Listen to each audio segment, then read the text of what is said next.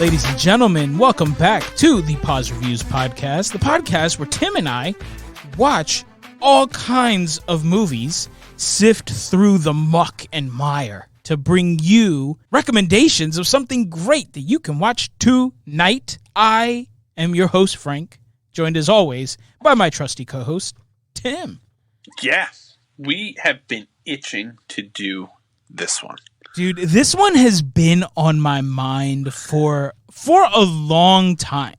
Yeah, to put even more emphasis on how much last week's episode got us fired up. Like, we've been talking about this one for 2 weeks, like nonstop talking about this weeks. One for like weeks. And it was hard, yet not a hard decision to bump this 1 week because of just how fired up we were about last week. But like, there was no way we're not coming back and doing this. Like, it's there's a lot. It's so good. There's so much to unpack in this movie. This one has so much meat on the bones. And this, I can honestly say, so I watch every movie we talk about. At least I try. I can't say every movie, but 90% of the movies that we talk about, I watch twice just to make sure. Even the ones that we talk about in rewinds. Mm-hmm. Mm-hmm. I can say for sure, not even counting the times I've seen this movie before the podcast.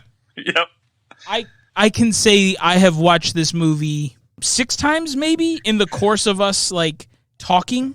Maybe not 6 times in full, but but close. I watched it again this morning and I was surprised at how much quicker this movie moves on a second viewing.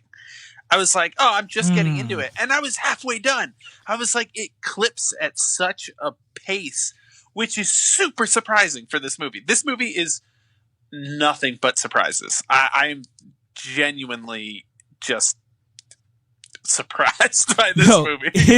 It's a paradox, right? Because and we're gonna talk. Let's get into it. What's the movie? We've told you last week. I posted it on Instagram this week because Tim brilliantly discovered that it is still available to stream on Hulu, and it is Arrival, 2016's Arrival, starring Amy Adams, Jeremy Renner, Forrest Whitaker. I saw this movie when it came out. Maybe not in theaters. Maybe I did. I feel like maybe I did see this one in theaters. Well, apparently a lot of people saw it in theaters. Oh, bro. So. Yo, this movie is... Hey, we'll get to that too. But I think I saw it in theaters, and I remember going in with zero expectations and walking out floored to the point that when it came available to purchase... I just had to know, like, was this just an anomaly? Were my expectations for this movie so low that it could only wow me? And so I bought it, not on spec because I had seen it, but I bought it to see and loved it even more the second time. And I watched this movie, I would say once, if not twice every year. And question, how old was Gabriel when this movie came out? He was 3. Okay. Interesting. Ooh. I was just sort of thinking I was like, I knew he was born at this point, but there's an element to this movie I think that would sort of fit with last week's discussion of like a little bit of a change over time, right? Oh, that is interesting. But yeah, you pitched this and I was like, okay, and we always, we discuss it a little bit. We're like, yeah, it's on streaming. I remember liking it. I was like, okay. But I jumped because it's fairly topical right now. This is a big thing. And somebody had put out in social media world, like, how crazy was 2020 into 2021 been that like the government is acknowledging the existence of UFOs and UFO programs and like releasing footage, and that's not even in people's like top 10 weird stuff-o-meter that's happened. Like, bro, it's not even registering on a seismic graph of weird stuff because things have been so messed up. There is one of my favorite comedians right now is a guy named Nate Bargatze. Yeah. If you haven't seen his stuff, check him out. He has a bunch of stuff on Netflix right now. So Nate Bargatze in his latest special did this bit, And that's exactly what he said. He was just like, 2020 is my favorite year. Everyone was like, what? And he says, we just found out aliens are real and none of us cared. We were just like, what? Do they have COVID? And I laughed hysterically because I didn't know that the government was issuing all these statements and stuff, and like that was legit true. I thought it was just a bit.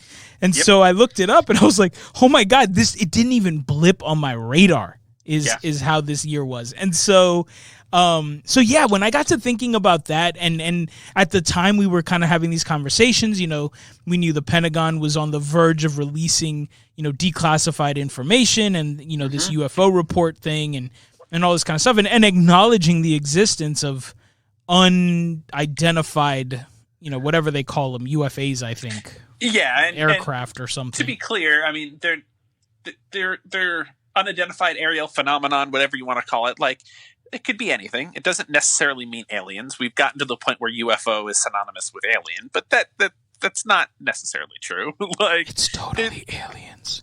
It is, but you know, it is. It's absolutely nuts. And so, with that in mind, and then watching this movie, it's really kind of eerie because there's also some other social commentary that I hope we get to touch on. There's just things that happen in this movie that you're like, this isn't really too far from the truth. Like, I can totally see this happening. It's eerily topical. It is really. Ironically enough, this movie in 2016 predicted its own future. And we're going to get into that too. Oh, man. Yeah, this just fired on all cylinders. I'm so excited to talk about this movie. So let's get ready to dive in. This is our first time back in the saddle with a single hitter movie, you know, episode. And so when I was pulling things together, I was like, oh man, I got to look up some info. Like, we give stats and stuff. And I almost forgot, guys. We were just going to wing this one. We can't do that. Nope.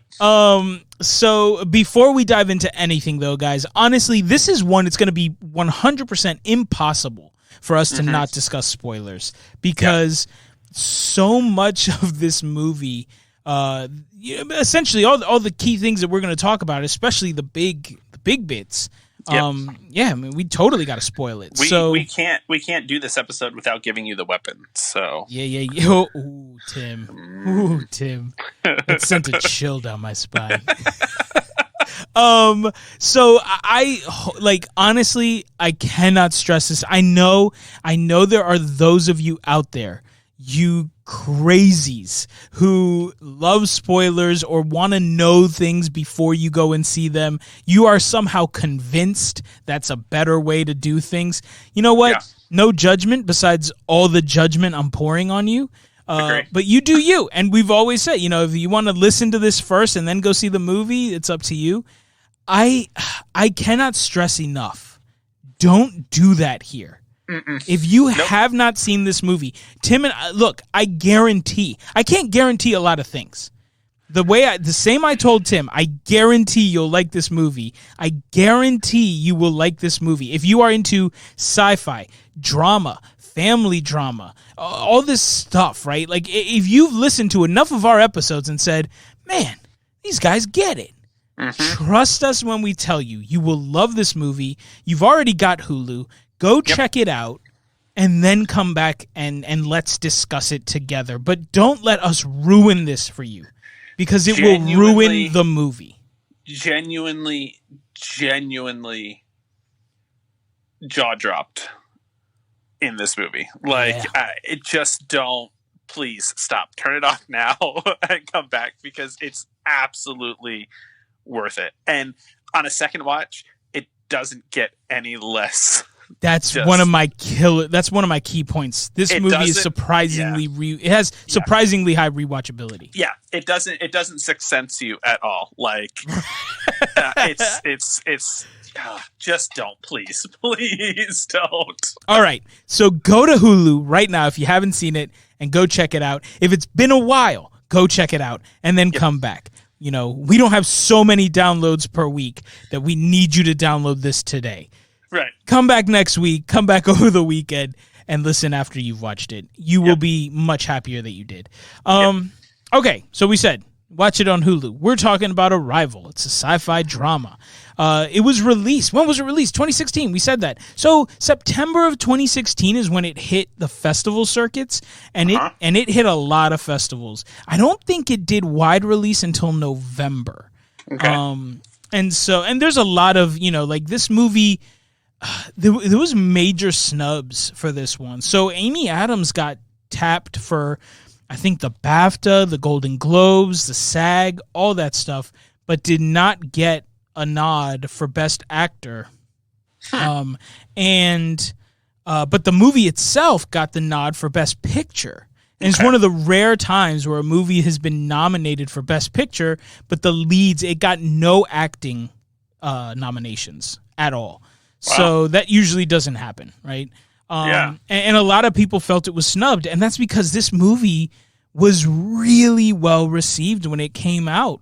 It rated PG-13. Rotten Tomatoes is a 94% critic, a little bit lower on the audience score at 82, but it's almost an 8, 7.9 on IMDb.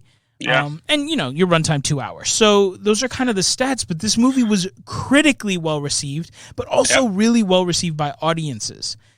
It's sort of surprising because in a lot of ways, I don't think this movie is...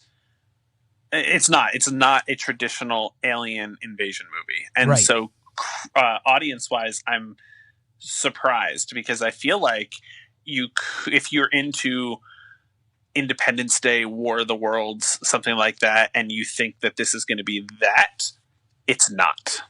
And that's all for the better.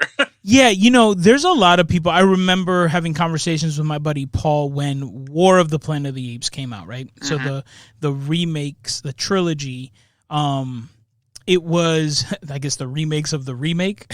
Yeah. So when the third film came out, he was just totally up in arms. He's like, dude, it's called War of the Planet of the Apes, and there was no war. But I was like, dude, it was actually like a solid character piece. Surprisingly so, right? Like, we have come to accept this ape as, a relatable character. That's some pretty brilliant writing, and he just wasn't hearing it. So if you're that guy, right, this is not the Alien movie for you. But I think people went and were just amazed. It was a proper sci-fi movie. And I think so often we just generalize that into what we think it should be. And it's got to be an alien movie. And if it's an alien movie, it's an invasion movie, or it's a this or it's a that. But this isn't that at all. It's science fiction, and it is heavy on the science and heavy on the drama.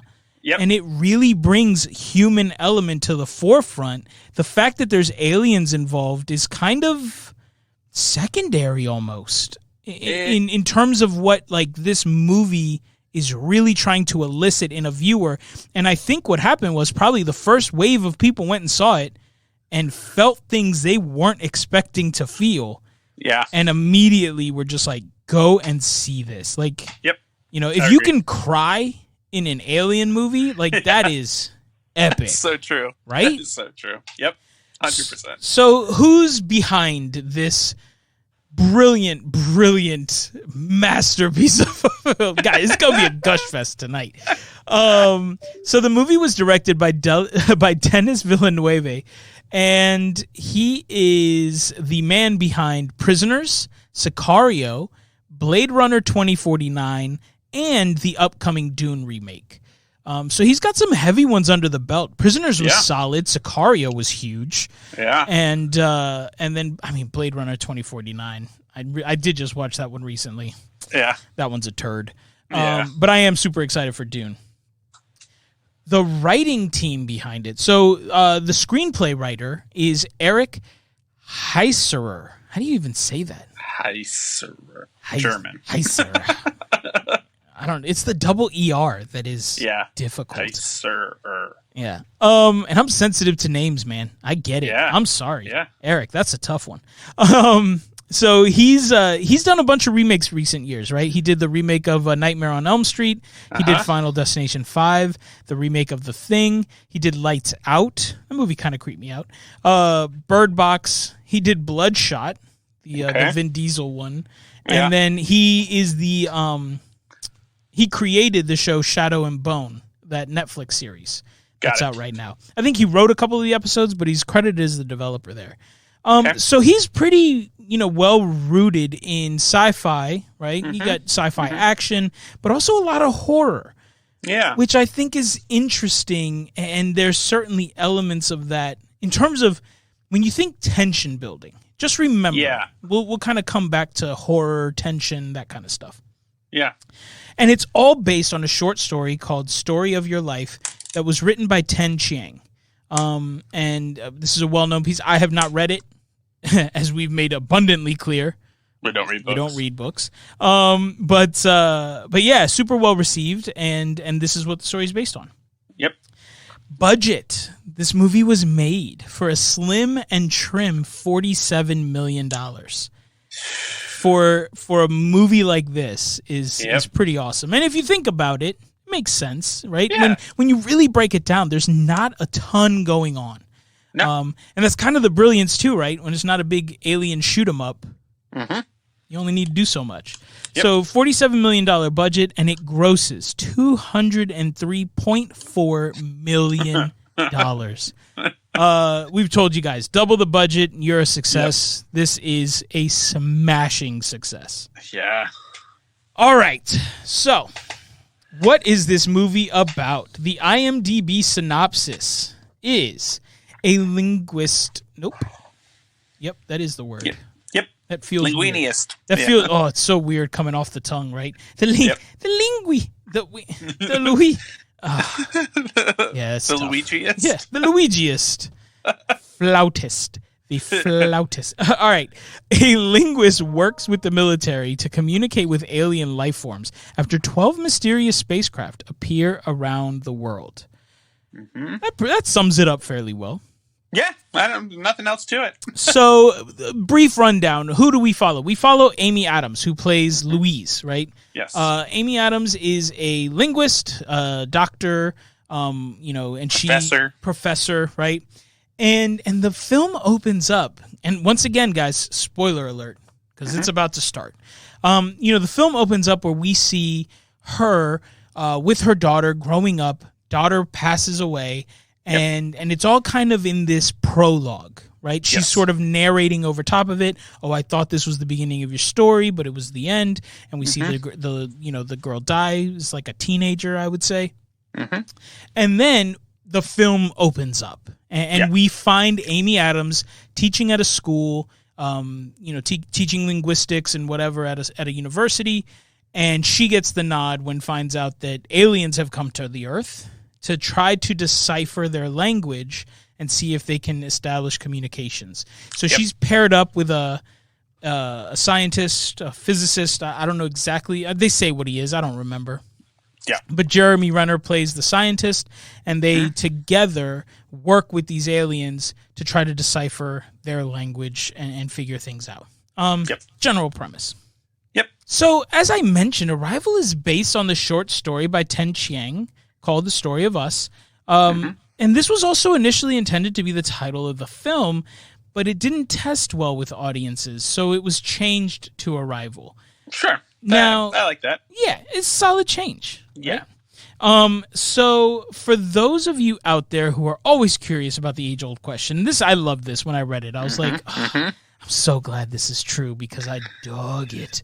The age-old question of which is better, the movie or the film, you'll be more than happy to know that this film got the full stamp of approval from the author himself. So Ten Chiang, in an interview, was quoted saying, "I think it's the rarest of the rare in that it is both a good movie and a good adaptation. When you consider the track record of adaptations of written science fiction, it's almost literally a miracle." Yeah, we talked a lot about this last week in the adaptation of Into the Heights, right? And how if you're going to turn it into a movie based on the stage play, you needed to change up the story a little bit, right? Adapt it so for a movie audience. And for all the things they didn't do there or didn't succeed in, this succeeds completely. This adds some elements that are necessary, that build the tension appropriately. and add that conflict that doesn't exist in the story without detracting from the story, right? So you can see then why this gets his stamp of approval when you kind of run through it and run through the differences. They're all changes that are for the better. You can see everything at work to help this movie be successful. Yeah. We have seen so many authors, and we kind of had the conversation last week, right? Is Lin-Manuel too married to his own writing that he's unwilling to make significant changes to appeal to the correct audience? And we've seen it be true of Stephen King. Right? He notoriously writes horrific endings to his books. Right. And so, and his movies, like, he will not let you change things. And if you change something, he will bash you to the ends of the earth. And he brings, rabid fans with him. Yeah. And so, that does nothing to further the creative adaptation of the written word and one art form into the visual medium of film for those of us who relate more to that and enjoy that more. And so, this movie takes licenses, right? The story is very much a drama, and the sci-fi takes an even bigger backseat based on what I've read about the story. I won't read. I could have just read the story. I really probably could have. But that one really focuses on the relationship between Louise and her daughter Hannah, and sort of all that drama part of it. The military tension, the rising conflicts between nations and these aliens, and the scene where the military takes matters into their own hands that we'll talk about a little bit more later. None of that happens in the book. It's all added into the movie. But it makes perfect sense. You are speaking to a cinematic audience, and therefore you need to have cinematic conflict. Yes. And these are the types of things. Now, I would argue that it comes back to bite them a little bit, and we'll kind of talk about that in the shortcomings.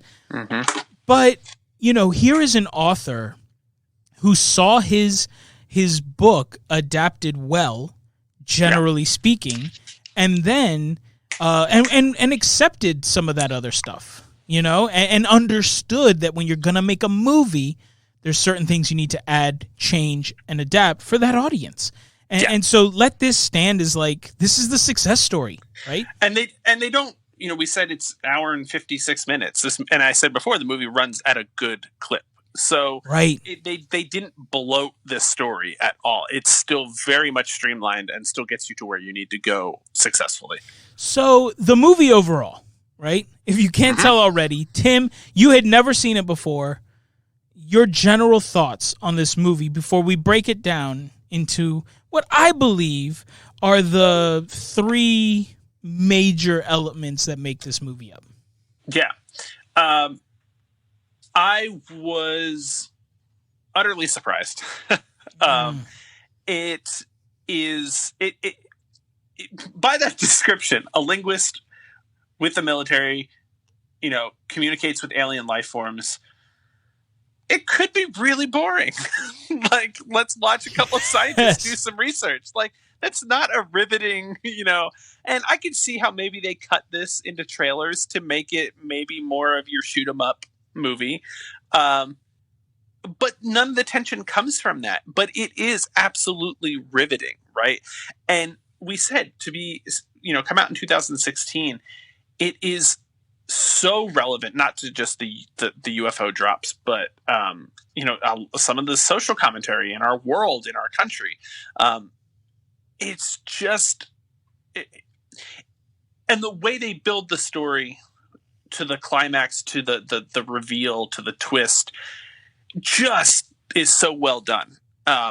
It just absolutely floored me, and it's just as much fun on a second watch. So I was more than pleasantly surprised. I'm so shocked at how much I enjoyed this movie, and just how right all of the choices felt. It just felt perfect. Yeah, I absolutely agree with you. One of my favorite headlines that I stumbled upon when I was doing some background research and stuff for this episode is one of the original article. I try really hard not to read reviews, but I was just flipping through some stuff, and there was an article. It might have been Rolling Stone, I don't know, or Vulture, but the title was Arrival is the best movie you'll ever see about a long conversation. And I was like, that's exactly right.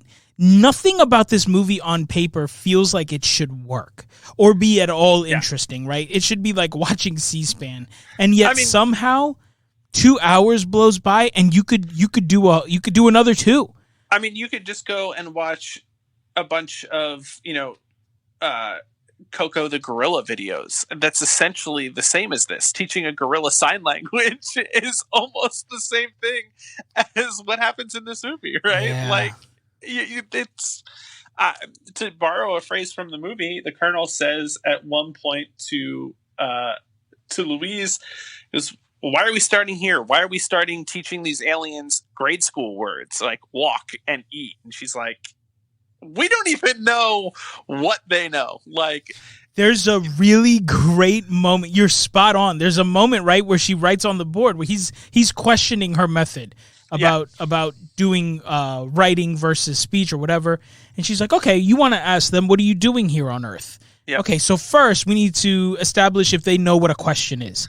And then once we figure that out, we need to, discuss pronouns and say that we're not talking about your, as in why is alien A here, but aliens in general here. And then she says Joe Alien. Joe Alien is the best. Oh God, I should have named Gabriel that. And so, so there's a lot of really great moments where, there's just really great lines and payoffs, and it's a real testament. So getting into what makes this movie solid, obviously the screenwriting. This team went through every available avenue to ensure that what they were putting on screen was as sound as humanly possible, right? Obviously, we're making an alien flick. Yeah. But we're making much more than that. And there are moments in this movie like that, right? Those sort of snapback moments, and where she has to defend, not only her reasonings, but her occupation, and justify her own validity and stuff. And the way that she goes about doing that is supposedly sound. There is, they worked with mathematicians, scientists, linguists. I'm blanking on the name now, but there's like a major mathematics collective. They created the Mathematica and that kind of stuff. Okay. I want to say Wolfgang. I don't think that's exactly true, but anyways, they worked directly with the founders of that collective to ensure that everything in the movie held up. And that's awesome. And that brings validity to it, right? Yes. So the screenwriting it's a beautiful drama, right? This movie at its core poses viewers with the most epic question we could all wonder. It's, if you knew what would happen in the end, right? Would you still do it? Yeah. If you knew that in the end X, Y, or Z would lead to great joys, but also the worst heartache of your life. Yep. Would that change whether or not you made that choice, whether or not you walked that path, whether or not you did this thing? That is the foundation of this movie, and that is innately a massive pull, right? That is any those types of questions ever. That's why games like Never Have I Ever, or Would You Rather, and all that kind of stuff are fun. Because it makes you think. So out the gate, you're asking yourself these massive questions, and then watching a really amazing way to tell it. Visually, this movie is gorgeous. Yeah. Right?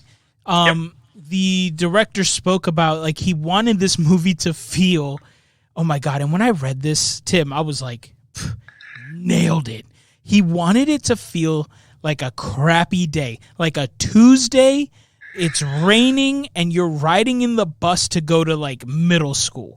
That's totally what this movie feels like. Yes, he was like, you don't want to be there. It's a crappy day. You're going to school. You're sitting on this sweaty bus, and he's like, and that's what I wanted the movie to feel. And it's what it looks like.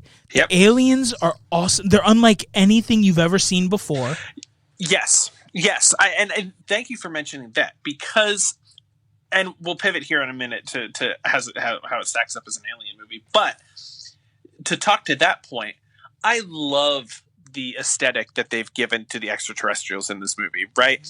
I feel like we go one of two ways. We go back to a big pull, a deep cut when we did Cowboys and Aliens, right? You have the Old West and you have these shiny, super mechanical, super high-tech aliens, right? Right. Independence Day is sort of a rustic style alien. Like it's not super glitzy and shiny.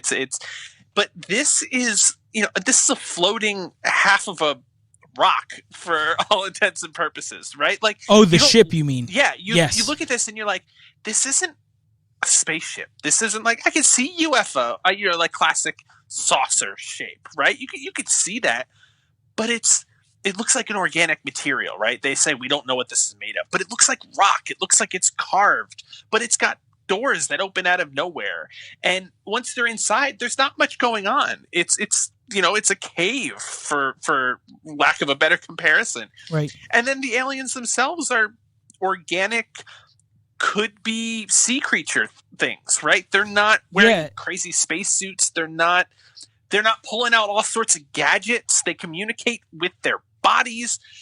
It's just a very simple alien and alien tech design that doesn't distract from the movie or that feeling that you're talking about, right? It fits perfectly with that mood and that color palette and just that dreary feeling. It's not over shiny. It's not over tech. It doesn't complicate anything.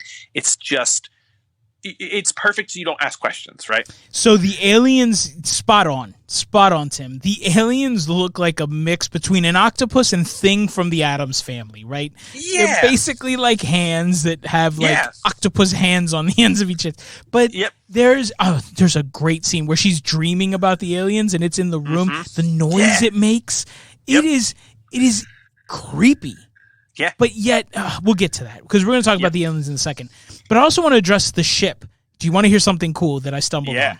Yes. The design for the ship was inspired. The director was inspired. They showed an image of an asteroid, right? It was coming close to Earth or something like that.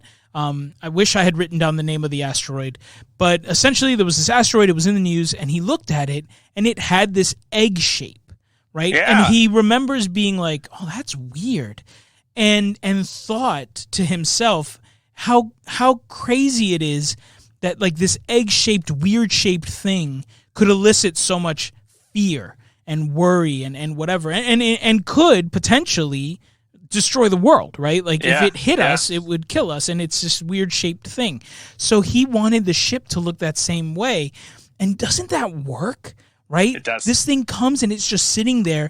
It's terrifying because A, it showed up, right? It's not normal. B, it's not even normal for what we would expect an alien to look like, right? Mm-hmm. This movie, gosh, I really want to hold off on this, but the last thing too is it also posed challenges, right? Yeah. Suddenly you have this obelisk, right? You have this monolith of a design. Mm-hmm. And so now the question is, okay, well, how do our characters get into this ship and interact with aliens vertically, right? Yeah. Like, are they going to be looking up, whatever? And so then they develop this beautiful mechanic of the aliens can bend gravity within the ship to suddenly turn a vertical object horizontal inside, and that visually causes you to feel out of sorts, and you feel tension from that, and it feels uncomfortable, but yet also welcoming because they are adjusting. And it's these details, these small little parts of the movie that you can see the love that went into the production because no stone was left unturned. They thought about almost everything. Yeah, but before we kind of move into the alien movie part, I think the other detail that I really like and really helps to further build that tension, and again still makes this movie relevant, is this doesn't rely on your, and I guess this sort of transitions into an alien movie topic, but it's not relying on the battle scenes. It's not the end of Independence Day. It's not Star Troopers or Star Wars or, there's no battle in this. What is Star Troopers? I don't know. I made that up. Oh, no. Do you mean Starship Troopers? Yeah, that's it. Yeah. I gotcha. Casper Van D. Yeah. There's, but there is the element that, the countries are working together to a point, right? Sure. We're in this together. Let's figure this out. And then as people are interpreting things differently and deciding to go their own way, we break apart, right? They talk about it at one point. They're like, oh, maybe the aliens are trying to separate us. And suddenly, as everyone gets wary of each other, we cut ourselves off and we're now no longer working in tandem. And I just couldn't help but feel that tension of that race, right? That race for information. We have to do this before someone loses their patience, right? And I just couldn't help thinking about the fact that is the military the best to handle this, right?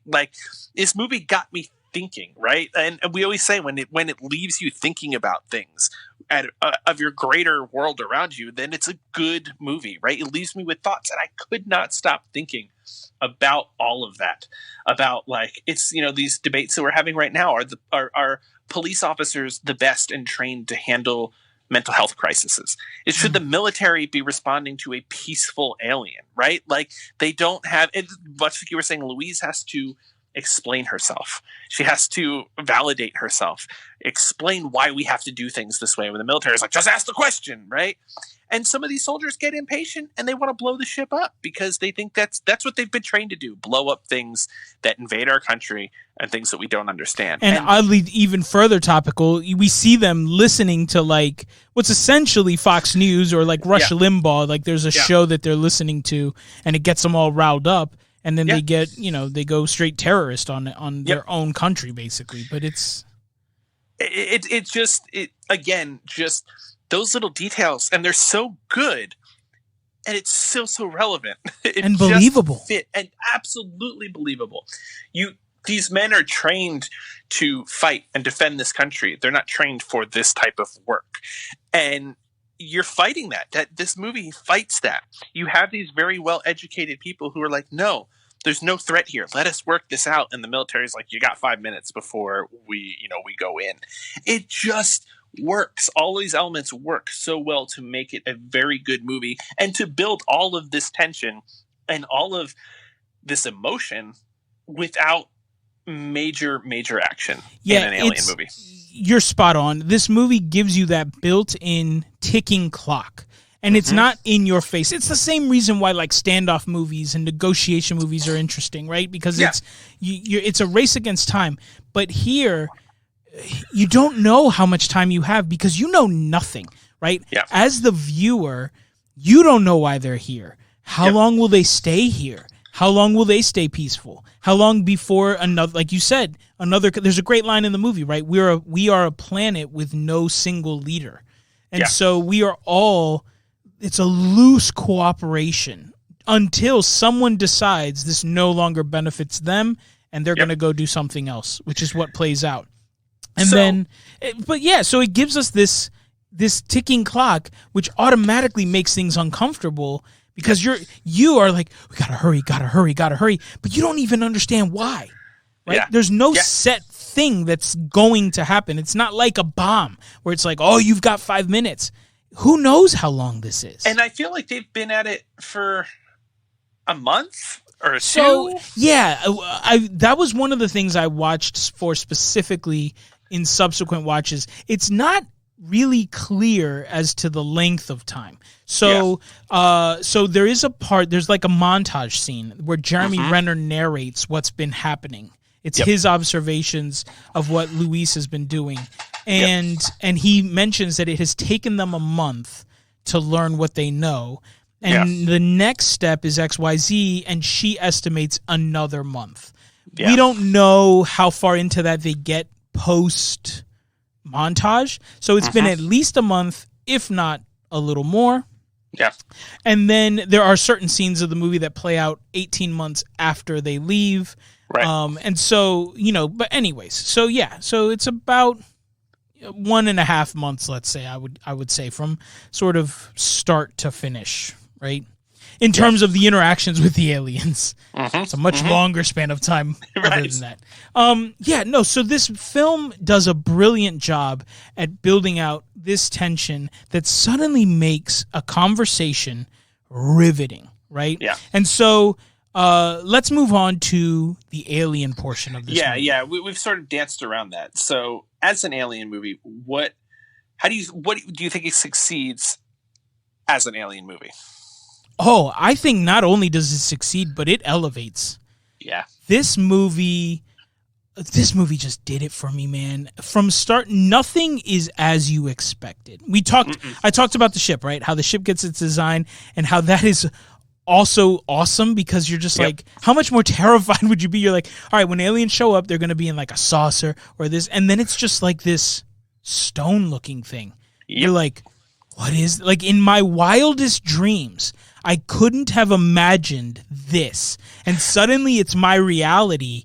That is insane. And we genuinely don't know, the audience or the characters in this movie have any idea of what these creatures are capable of, right?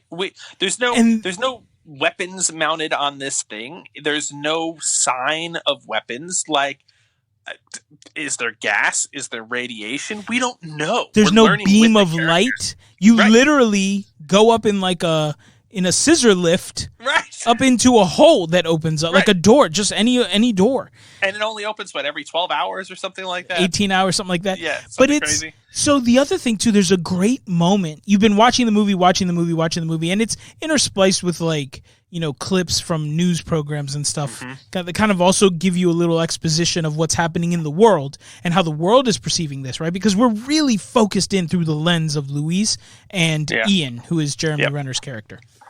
And anyways, but there's a great moment where they're like, you just start to see riots, news articles like riots in the streets, guns going off, whatever. And it's all because the first images of the aliens was leaked.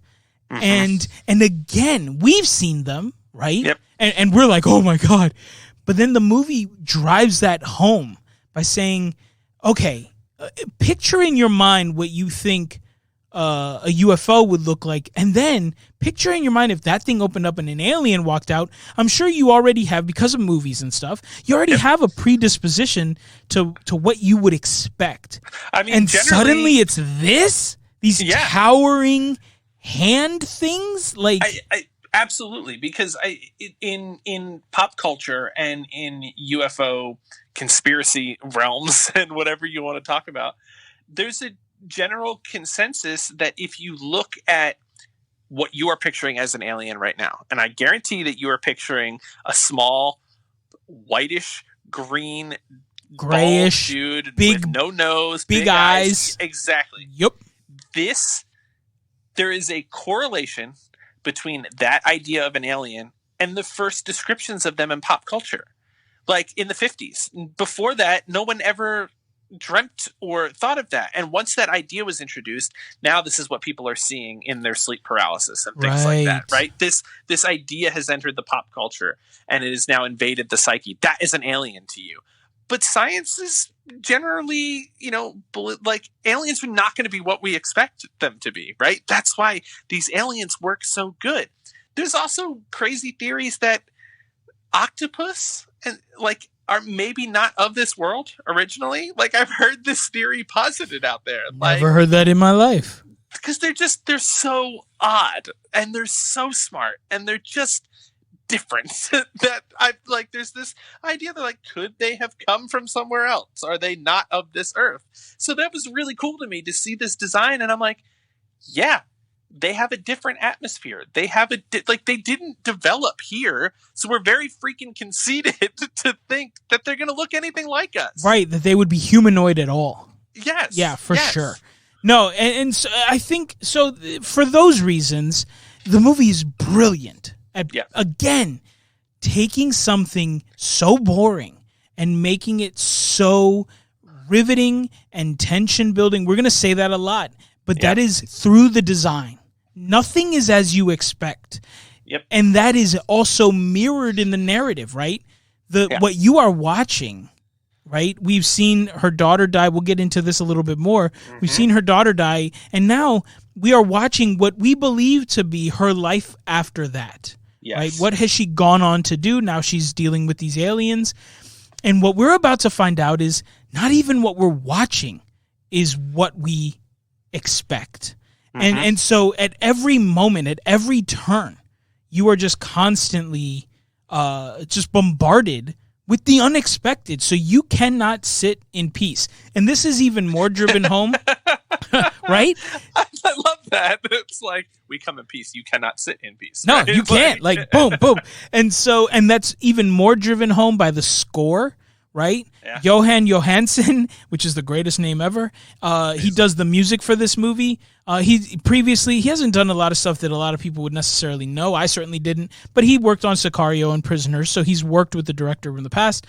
And his score for the aliens in particular, right? It reminds me so much, and I'm sure it borrowed a lot from The Dark Knight and the score for the Joker, right? That like scratchy string instrument. So here, every time the aliens are there, we're talking about dealing with them, there's just this uneasy, screechy music, right? Their vocals are weird and right? And haunting. And so all of that plays in well. What elevates this, though, above all of that, is despite all of this tension building, it never takes the cheap shot. And like we talked about with This Is 40, it never takes that step to become an adultery movie. This movie, no matter what happens, no matter what they do to the aliens, no matter what, their purpose is genuinely not to harm, and their whole goal is to share their language so that we could learn it, and 3,000 years from now, because they can see the future, we'll talk a bit more about that in a second, we can help them when they need it. We find this out. And so what we see here are 24 aliens, right? We assume 2 per ship. Yep. Who have come and are willing to die to just try to establish this relationship, and it never devolves into that basic thing we're so used to seeing with alien movies, where eventually it all just opens up and they've come to conquer. If anything, in this movie, you end up wishing you were more of the aliens than you were of the humans. Right? Like, and the other, you're like, oh, we don't have the tech to fight this, or we don't have the numbers, or we don't have the whatever. In this one, the aliens have the much more daunting task. They have to convey this to us before we overreact, because they aren't ever going to do anything to harm us. Even when we do overreact, they don't stop trying. It's like we're going to keep trying until I can't. One of the aliens dies, and the other one still brings up Luis to he's like, I'm still here. I need you to get this. Yep, they pull back just a little bit, right? They go a mile up instead of just hovering off the ground. And I think the colonel says, like, why does this feel even worse? And you're like, the military's like, we're waiting for retaliation. They're going to retaliate. And they don't. They have this daunting task of trying to get us to understand what we need. And we're the ones who are the aggressors in this movie, and right? Even if they could speak, if they told you, we're not going to hurt you, why would I believe them? Never. And we're so not conditioned that way. Exactly. And all of that plays out while you're watching it. All of that plays out in you as you watch it. It's such a great alien movie, dude. So I think the other thing that you started to mention is that the surprising thing, the thing that you don't realize is going on in this movie. And it's part of the huge reveal, and it's also probably the biggest downfall of this movie. And downfalls maybe is a heavy word. But this is a time hopping movie. Yes. And that's phase 2. You don't know that until the last 10 minutes? Yeah, even? 10, 15 minutes tops. So at least you don't know that for sure. For sure. Right. So as Frank said, we're seeing this movie play out. It opens with Louise's narration of her daughter, little grow up montage. Her daughter has gotten sick. Her daughter has passed away. And she's a very melancholy person throughout most of this movie. And so you think that this is post her daughter's death. I certainly carried that thread through most of this movie. She's getting flashbacks to when her daughter was little throughout some of the more stressful times in this movie. Yep. All to find out at the end when she learns the alien language, when she receives their gift, their quote unquote weapon, which is their language, which alters the way you view time. These flashbacks are the future. These are flash forwards. She doesn't know who this kid is. Yes. And this is what you're saying, would you do all this if you knew the future? So suddenly their language has opened up her mind to this non-linear time. Like all of this is happening at once. Yes. And you're just floored. Her line is when she's talking to the surviving alien and she's apologizing for the soldiers' attack on them. And she's like, I don't understand. Who's this little girl? And I went, what? Right. Like, what? And like you said, there's sort of some moments where you're like, okay. Yeah, like, that seems more connected than I think it should be. Yeah. But that moment hits like a ton of bricks. And you're like, what have I just watched? It just floors you and makes you rethink the entire movie on the spot. In an instant, right? And not only the whole movie, right? But it also, that's the first moment where it really plops the next thing we're going to talk about into your lap, which is, oh my God, right? Like this hasn't happened yet. Yep. What is she going to do? Yeah. And that really triggers the question, especially when you look back to that intro. Like, I thought this was the beginning of your story, and it isn't. It's the end. And you're just kind of like, what? What is happening?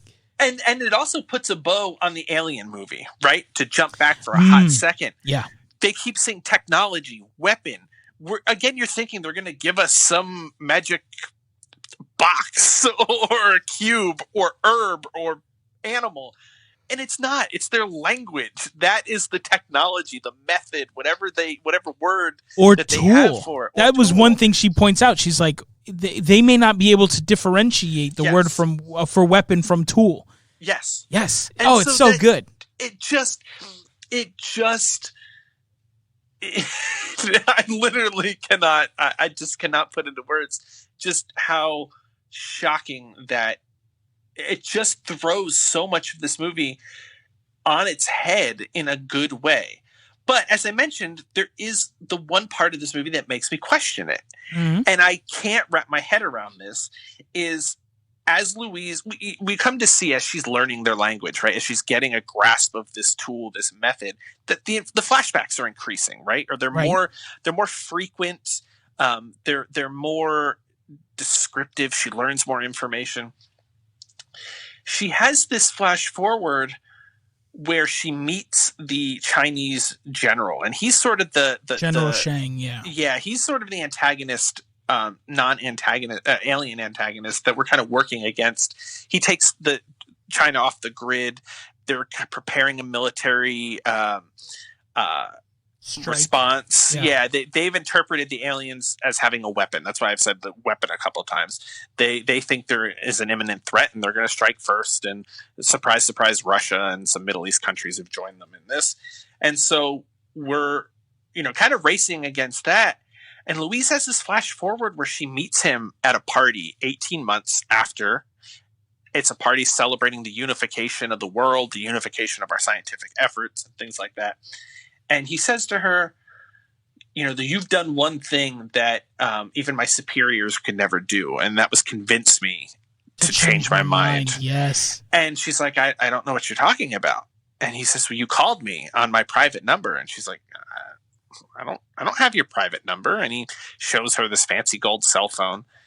And it's like something had made me know that this was important for you to see. And she's like, but I don't understand. He's like, well, you called me and you told me my wife's dying words. And this is what convinces him to abandon the military strike and cooperate with everybody again. Right. But she has no knowledge of this exchange. Yes. But this exchange is critical for resolving what is happening in the course of this movie. I'm so glad you bring this up because I had a huge problem with this and I think I remember telling you, watch this movie, and in the end, what I really want to talk about is this part because I want to see if you garnered any type of understanding that has eluded me for 5 years. Yeah, and that is that this scene is poorly done, and that is just the end of it, right? Yep. It is a quick wrap up in what is otherwise a masterpiece of a movie, and what's the real shame of it is that you could have done the cheap wrap up and still kept it in line with what you've been showing us. So the problem here is several-fold, right? She needs to call the general to get him to change his mind. So she has this flash forward like you said, at the party where he essentially gives her all the information, not knowing why he's doing it. And in the future, she has no recollection of ever having done that. So suddenly, and then as he's giving her this information, it's like this open communication line, and it filters back into the present/past, right? Gets to her, and then she goes and does it. Yeah. There's a lot to unpack here. And we honestly, we could do a whole nother episode on this. But the story, right, that this is based on that's not a part of the story. And the main focus of the story, my understanding is, it focuses mainly on Luis and Hannah and their relationship and how all this has solidified that. And that the idea is that when you think non-linearly, and if you could see your potential future, your decisions, your free will decisions in the present simply lock that into place. Right? And it formulates that, and it's a concrete thing now that's going to happen. So if that were the case in the party, she would have to know that this happened. Otherwise, what you changed it to, instead of her being able to see her future self and see it, right, what would have made sense is if they are meeting and she says, oh, it's great to meet you. And he's like, I can't believe that 18 months ago you managed to change my mind. And she's like, well, you changed your mind. It would be maybe like some empowering words like, no, sir, you did this. It was great. And she's like, no, you're the one who said the dying words of my wife. When I heard these words, it changed my, oh, well, I'm glad we could just get to this point. And she remembers this conversation. Now she knows in the past, in the present, what she needs to say, and she goes and she says it. In terms of getting the number, maybe it's as easy as, when she grabs that sat phone, it's easy to believe that this head of state, right, who's been kind of running the show, has been in communication with these other leaders and perhaps has a direct line of communication to them that she can access by stealing the phone. Because what you've done now, instead of her being able to see the future and then make the choice now, suddenly she can transport she can effectively time travel her consciousness into an empty vessel of the future, which she now inhabits cluelessly, and somehow this doesn't trigger him to think it's anything. Anyways, it's really problematic, and I think it could have been an easy fix with just those minor little tweaks. Yeah, it just had to be set up differently because I feel, like you said, it now implies that, like, she had to go through all this once and then double back. But the fact that they're even at the party in the first place means it had to have been successful. Like, it just, again, we've said this multiple times with other shows. You start picking at these things and it really starts to fall apart. But that's just how kind of massively this part fails. And there are other parts where maybe you see this bleed through a little bit. There's an exchange with her daughter where her daughter asks a question while she's working on homework, and she's like, "Hey, Mom, what's the phrase for this?" And Louise is like, "I don't know. Call your father." And then there's a skip back to the present where Jeremy Renner says the phrase, as we find out this is who Louise marries and has her kid with. Right. And then goes to a flash forward again. She's like, "Oh, zero sum. Zero thumbs. No thumbs." Well, they're aliens. They don't have opposable thumbs. Right. But at the time, I just was like, oh, it's like any situation where you're like, you're caught off guard. You can't think of something. And then a split second later, you're like, oh, yeah. So maybe that helps sort of explain another example of that where, but that's not as significant as this general scene. And it just, if anything, I would argue, I could see the argument that maybe that sets up a concept of this sort of open channel. Yeah. But at the same time, she remembers it in the future vision after she hears it in the present. It in the past. And so therefore, her knowledge of it in the future is fully dependent on her enacting it in the present. Right. And therefore, it almost serves to negate the conversation with the general, because there's no way she could exist in that future place without knowing that she made this phone call. Yeah. She's at a party celebrating the book she's written and the progress that the world has made. Yep. All of that hinges on her making a phone call. How could she exist in that future and not know that happened? It's impossible. It's impossible based in the framework of what they have given us. And if you take all this further too, you start to think about like the aliens, and one of the aliens dies. They affectionately gave them names, Abbott and Costello, which I thought was hilarious. I loved that. Those were the names. Apparently, people in Italy don't know Abbott and Costello, so in the Italian version, it's Tom and Jerry. Ah, great, awesome! Yeah. I think that's hilarious. One of them dies, and they had to know full well that one of them was going to die, right? Because just, and again, that plays into this idea of our final point here as a family drama, right? Wait, can I stop you before we get there? Totally. And dude, you're killing transitions these past couple weeks. I don't know what books you read while we weren't making shows, but you're crushing it. But before we get to that, I do want to touch on something that Joe brought to my attention. So, huge friend of the show, filler in and special guest when needed, whenever we can convince him to do it. So Joe calls me up and he goes, "Oh my God, I just heard in your latest episode you're doing Arrival. It's one of my favorite movies, and I hate movies." You wanted him to join us for this one, and he wouldn't do it. He wouldn't do it. Nah, he was like, "No, I'm all set, but I want to turn you on to this." And what's funny is in a lot of the research I was doing about the show we talked about how the creators of the film really did their homework. They really wanted to make sure that the science behind it is sound. And part of that is this idea, I want to say it's called linguistic relativity. Okay. There is a guy, so there's a TED Talk that Joe sent me, and also an NPR, like a Money Talks episode, where they interview this he's a economic linguist, I don't know, something, he's really, it's more related to economics. And his name is Keith Chen. Okay. And he posits this theory that he's studying where the type of language that we speak could directly impact decisions that we make. Right. Right. And so his example is that there are languages that are futured languages and languages that are non-futured languages. And so English, for example, is a futured language. Right. We say things like, tomorrow I'm going to the store. Tomorrow I will go to the store. Tomorrow it's going to rain, right? But then there's languages. So Keith Chen is Chinese.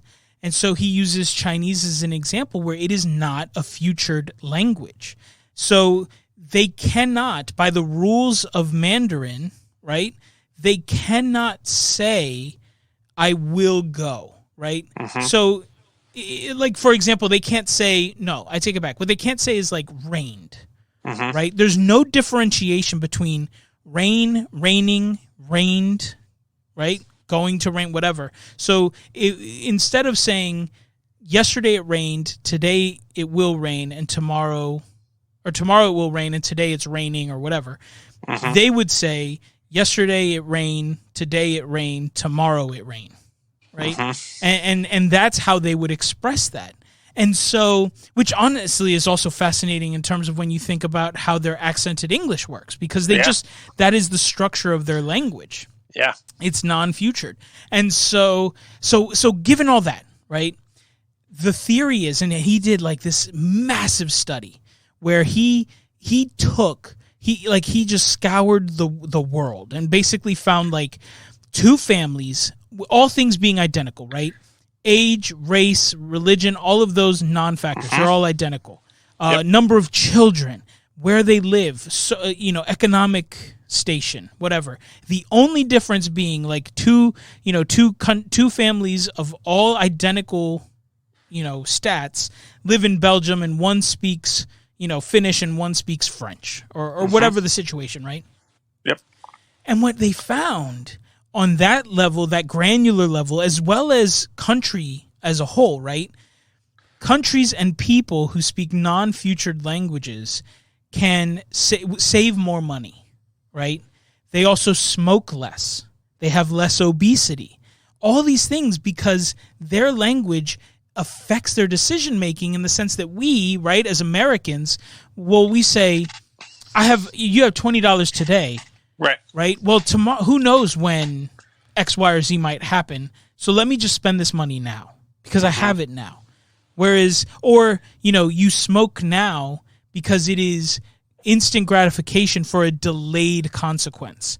Oh, that's then, right? I can smoke now because as long as that would happen to me, decades from now, if ever. I have time to change it. But in non-future languages, those things exist in the present. It's all simultaneous, right? And so therefore, I save now because the future is now. I don't smoke now because it could affect me now, right? Yeah. Like things. I mean, that's if you can believe it or not, it's an oversimplification of this concept, but it is a scientific theory, and that when you think about it through the lens of this movie, makes a total sense. Especially, right? He uses Chinese. He uses Mandarin as an example because it's the language he grew up in. But correct me if I'm wrong, but Mandarin is not a written word language, right? It is it's pictograms. It's it's icon whatever. Like they're iconography. Right. Is that the right? Yeah. I don't know. I think so. Right. We're not scholars. Even in the movie, it talks about when translating. They were using mahjong tiles to communicate with the aliens because it's a symbol. It's a picture based language. The way that the aliens are, they have this symbol based. But what that's great in the movie, dude, there's so much to unpack in this movie. But she says that's a bad thing because using a game automatically implies an adversarial relationship. Yep. And so, if she makes the statement of like, if all I give you is a hammer, then everything's a nail, right? Everything's a nail. And so, and again, I was going to save it for the end, but that's where the rewatchability comes in. There is not a wasted line. There's a passing line, and I remember looking it up. There's a passing line when Jeremy Renner is talking to another scientist from another country, and he's just like, when we try to show them algebra, they don't get it. But if we just show them, more complex things, they're totally on board. And I'm like, why is that a throwaway line? And then I start thinking about it. I was like, well, maybe because algebra is more linear, right? Like you kind of solve it left to right. Well, I guess you do parentheses first and then left to right. Yeah. But then there's a whole theory I read about where like binary was actually developed before algebra, and that would make more sense for anyways, it doesn't. We're not going to get into all that. but what I'm saying is like there's so much there. Like nothing is wasted.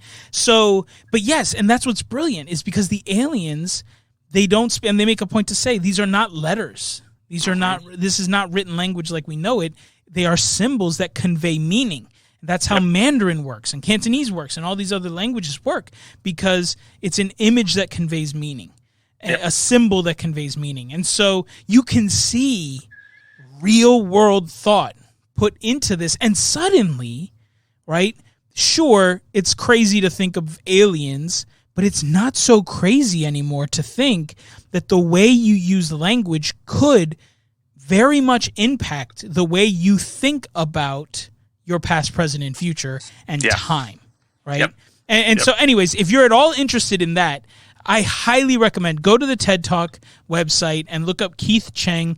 It's on YouTube. It's all over the place. You can watch it for free. It's a fascinating exploration, and definitely when listened to and absorbed through the lens of having seen this movie, because suddenly it's not so crazy.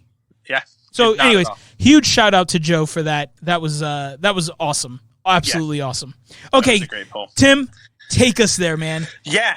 So the final element, and again, I think this might even be as surprising as the time hopping, but the family drama in this is stunning, painful. And it's sort of why at the top I asked you, I was like, wait, did you had Gabriel at this point? Not that, and I didn't have super bad anxiety yet, but I can tell you these watches this week were hard. Yeah. Yeah. So as we said, we think we're watching this linear, as a linear timeline. We think her daughter is dead prior to the events of this movie, but we find out that that's not the case. She gets married and has this kid afterwards with this full knowledge that her daughter will be born and her daughter will live and die at a very young age. And that her husband will find out, get pissed off, and leave her. And she will be completely alone. So as you said at the top, knowing what you know about your life or can see about how your life unfolds, are you making the same decisions? Are you locking those decisions in place? And that's what we find out that Ian got mad about. He goes, well, how could you do this? How could you make this decision? You made the wrong choice. You made the wrong choice, knowing full well. But how do you balance that out, right? Let's say she lives to be 15. Those 15 wonderful years, are you able to write that off? You had some of the greatest moments of your life, and can you say, to save you from that heartache, I'm not going to have this child? But then don't you still have that heartache because you have the memory? You know what could have been? You know what could have been? And more than that, Tim, would you rob Hannah of the right to exist? And I don't mean that that could take us. How does that even work in this time hopping? I don't know. Right. And that could take us to a lot of places. Yeah. And I think it's brilliant the movie doesn't try to dive too far into that. I don't think the book does either. But the idea, right, of like, it's awful and it's painful for everybody. Her and Hannah in particular, she's the one who's going to die of this horrific, what we assume is cancer, right? Yeah. All the signs point, we're feeling lymph nodes. She goes bald. Trust me, I've WebMD'd enough of my own issues. A very rare form of cancer. Right. And so I think for me too, you have to think about, would we rob Hannah of her 15 years of existence, the impact that she would have on the people around her, all that kind of stuff, just to save yourself pain? Yes. And to save her pain as well. I'm not arguing one way or the other. I'm just positing the question this film posits. And that's what makes it so good, because in the end, knowing what you know, do you do the same thing, or do you not? This is kind of a weird analogy, but I see this all the time in sports, right? Yep, this is weird. The team, bear with me, the team ties it up late, right? Last second goal, or bottom of the ninth to tie the game up, and maybe it goes a couple of extra innings or a couple of overtimes. Maybe it's the playoffs, NHL playoffs, and we're playing full overtimes, and your team tied it up late with a minute to go or a couple seconds to go, and now you're into a third or fourth overtime, and it's a third overtime. It's 2:00 in the morning, and your team loses, and you see people on Twitter go, well, I wish they had just never tied it up. I wish it was just ended.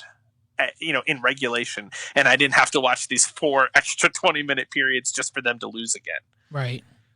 But then you didn't have that ride. You didn't have that excitement, right? And what would you have rather had? You didn't get that extra adrenaline or this experience. And yeah, the end result is not what you wanted, but did you not want to have the experience at all? Right? That's the question you have to ask yourself.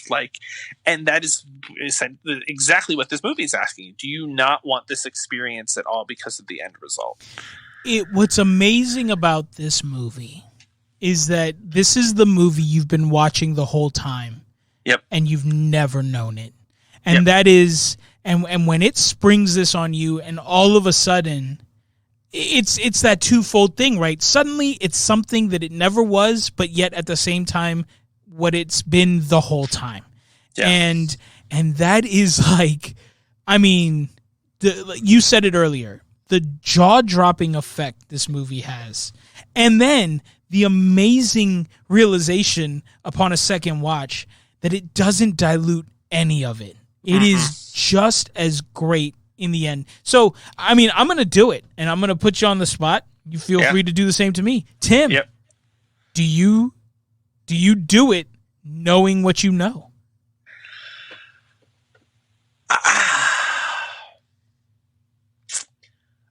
I think overall the answer is yes. I think I change little things about my life, right? And Louise asks Ian this when at the end of the movie, when she knows this, right? She asks him, and he's like, "Oh, I might change, how I reacted to this or something like that."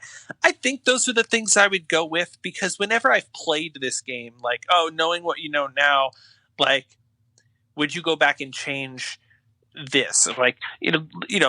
I'm happy with my life. You're happy with your life, right?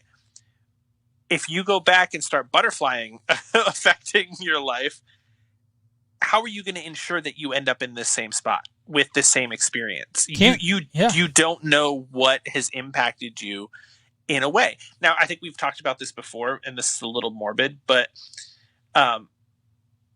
Carissa's sister was inspired by 9/11 to go into government law enforcement. Mm-hmm. If she doesn't get that inspiration, she never moves to the East Coast. Carissa never comes out and lives with her. We probably never meet. Carissa never comes from California, right? You trace that stuff back. If you know all that, do you stop 9/11? But then still try and end up with me, you know what I mean? What is the effect on that? What changes? What broadly other things change? Is there a butterfly effect to this? I don't know. To save yourself from that heartache. And again, we don't know. Does she still have that heartache because now she never has the kid, but she has the memories of it? The things that maybe I would change is, maybe trying to get Ian to learn the language more, to open his mind to it. Why is she the only one that has this, right? He was just as much a part of it as she was. Why doesn't he get the gift, the method? Why doesn't he understand this and see, and then have that experience with her? I don't think she made the wrong decision in having the kid, but she may have made the wrong decision in keeping it from him, because he experienced most of this with her. Yeah, that's interesting. So I think for me, without hesitation, I do it, and that opens you up to a whole lot of stuff. But I think for me, it's a question of we see this in About Time. Mm-hmm. I love that movie too. Another time-hopping movie where he tries to change things, and then we see that play out, right? Yeah. He goes back too far, changes too much to save his sister. In saving his sister, it costs him a kid. Suddenly, instead of the little girl, he's got a weird little boy that he doesn't know. Right. And so he's got to go back and let his sister have her downfall so that he can have his kid. And that poses that same question. One of the lines in that movie that have always resonated with me, and I'm talking about Time, and I know that's not what we're talking about this episode, but it's when Bill Nighy's character, his father, tells him, live every day twice. First time, just go through the motions. Second time, go back, knowing what you know, and experience the little things. And then stop going back and just live every day like the second time. Yep. And like live every day like you've been there before. And so I think that's the thing I would change. And we see that play out in Louise's character, right? We see moments where Amy Adams is out there playing with her little girl. Oh, the tickle guns are coming. And like as a parent, it's hard, man. Yeah. I struggle every day to find even an ounce of energy to interact with my kids. It is too easy to sit them in front of the TV or just distract them so that I can just deal with me for a second. But if you knew that all you got was 10 years, 12 years, 20 years, how differently would you experience those 20 years? I am 6 months in, all of which have been in quarantine, or in lockdown, working from home. I have been with her almost 24/7 since the day she was born. Just moved her out of our bedroom into her own nursery to sleep. This child hasn't been away from me since the moment she was conceived, right? Like for more than maybe a couple of hours or a day that you and I have worked together. We've been together almost every hour of her life. And I still feel that like things have happened so quickly. She's, a 6-month-old now, and she's changed so much.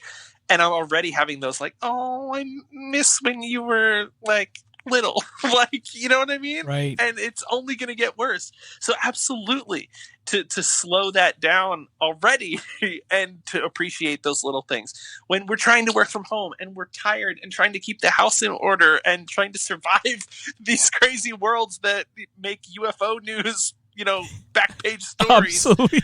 I'm totally already feeling that we've skipped over a bunch of stuff, right? Because of that. Right. So imagine if you knew all you got.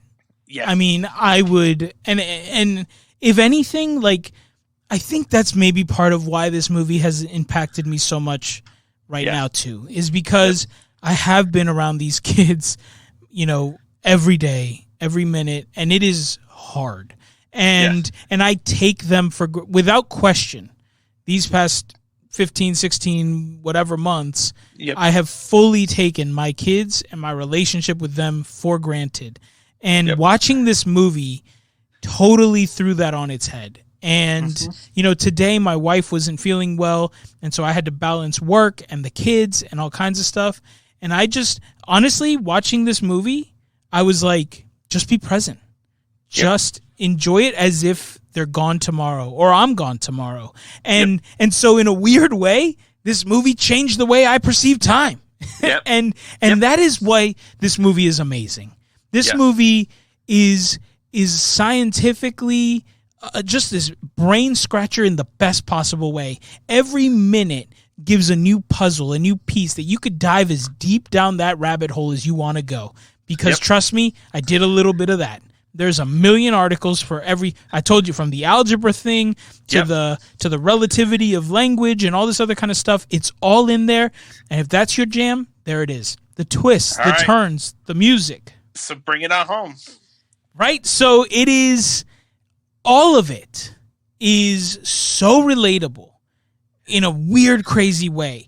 It is beautifully tense and terrifying, but yet empowering and the fact that it's all about communication and a conversation and is wild.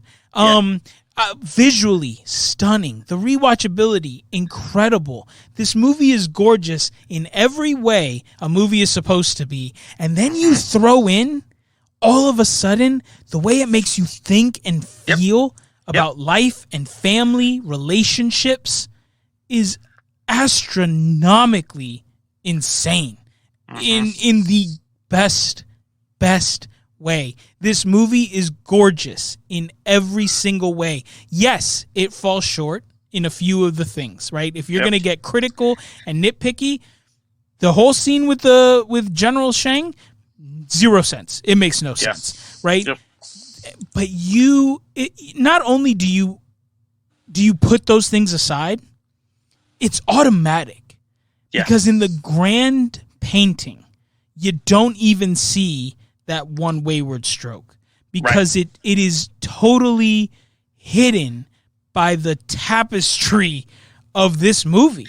So what do you give it? I'm really excited. Without question, hesitation, or thought, I give it a 9 out of 10. Absolutely. I was going exactly there with it. I'm so happy. Yep. Yeah, I think you got to just... Nothing's perfect, right? So yeah, it gets hard. a knock. It gets a knock for that scene, but it gets so many bonus points for everything else. Yeah, I mean, for everything you said, I again, just utterly surprised at what this movie ends up being.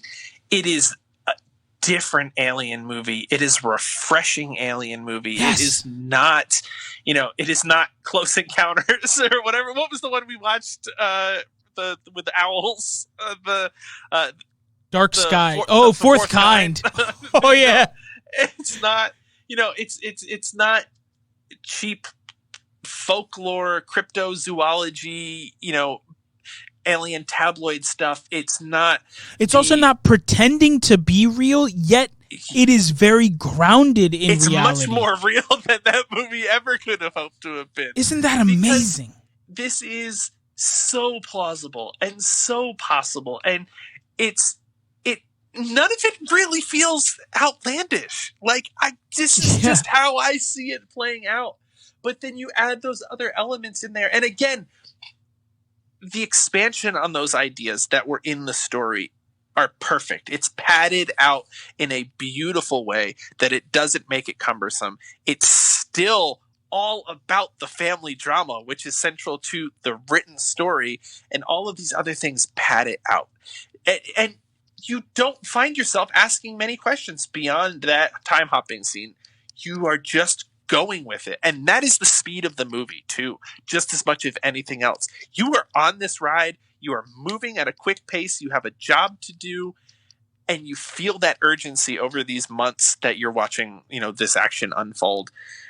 It is watching it again this morning. I just enjoy it so very much. And for no other reason too, you start the movie at 12 o'clock and you think you're going down this path and going, and then suddenly you realize that now you just ended up back up. Like, it's a beautiful circle of storytelling. Yeah. And it is, oh my gosh. And there are, it stays with you. Yeah, there's so many other things that we could poke into about this and other little elements that I'd love to pull into. But I think we're at an hour 22 almost, depending on what gets cut here. And that's fine.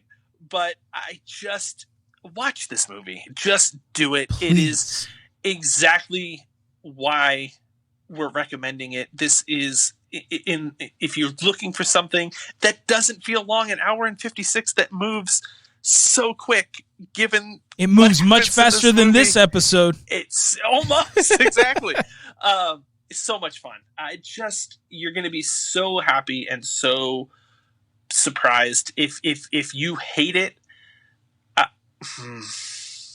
don't. Then this ain't the podcast for you. And that's okay. Yeah. No, I'm so happy we covered this movie. It will stick with me. And I'm sure, I will be revisiting it again. Look, all the times we've seen it, and as much as we've talked about it, and as much research as I've done about it, I would watch it again tonight. If someone came over and was like, I just heard your episode, I've never seen it, let's throw that on, I would do it without a second hesitation. Yep. Yeah, yep. It's so good. Hands down in my top 10, if not in my top 5. I couldn't recommend it more. This was a blast. This is why we do this show. Yep. I loved this movie. So, with all that, as always, let us know what you think. Watch this, listen to this, tell us what you think. What I would love to hear are maybe some theories as to how that General Shang scene works. So if you have thoughts about that. Change, maybe we're missing something. We pulled Joseph in on that. We're all kind of on the same page. We'll totally have that debate. Yeah, clue us into something else. What are we missing? I would love to hear some other takes, because I would love to be wrong. Yeah, I would love to just erase that little black mark, and then this would be a 10. So yeah, hit us up about that. Movies that are like this that we think this is this like standalone thing. 8 other movies that are just as good, if not better. Hit us up with that. We'd love to watch it. We're always looking for recommendations, requests, the whole 9. We want to just have that dialogue with you. So let's have that talk. Instagram at Pause Reviews. Shoot us a DM. Comment on the post. All that kind of stuff. We'd love to talk about it. We can talk about it on future episodes. We can talk about it right there on Instagram. Whatever. You can hit us up on. You could hit us up on Facebook. We don't check that as much, but that's at Pause Reviews. You can hit us up on email, pausereviews@gmail.com, and of course through the website pausereviews.com, hosted by Podbean, where you can hear every single episode available there to stream or download, as well as anywhere and everywhere that you get your podcast. I've had people I've told this about, they use all kinds of weird podcast apps and stuff I've never heard of. They look it up, boom, we're there. I haven't put us there. I don't know how we're there, but there we are. So you can literally listen to it anywhere. Awesome. That's it for me, man. Yeah. I think I might go watch it again. Why not? What are we doing next? Rewind? Yeah, next will be a rewind. We'll figure that out as we go. That's the beauty of the rewind. You guys tune in and see what we watched and see what we think. I've got some ideas. We'll talk about it. Yeah, I've got some stuff. Some stuff's been queued up. Working through some stuff. I haven't talked to you about some of it. I gotta get you on that train. Ooh, intrigued. But yeah. So. I will say we do need one little bit of housekeeping is unfortunately, some of you may know, some of you may not. Alyssa's grandfather passed away a couple weeks ago, and he's getting the full honors. He was a retired Army, and that's happening later in July, and we will be attending that service. That may or may not impact our episodes. Yeah. So, we'll figure that out. Worst case, we may have to take a break that week. Otherwise, Tim and I will sort something out and get some content posted for you guys. But I will keep you posted on that as I know more. But just a heads up that is kind of coming up, and we'll have to navigate that. But other than that wraps us up for this week. And as always, I'm your boy Frank. This is Tim. And we will see you next week for another amazing episode of the Pause Reviews podcast. Until then, friends, see ya. Peace.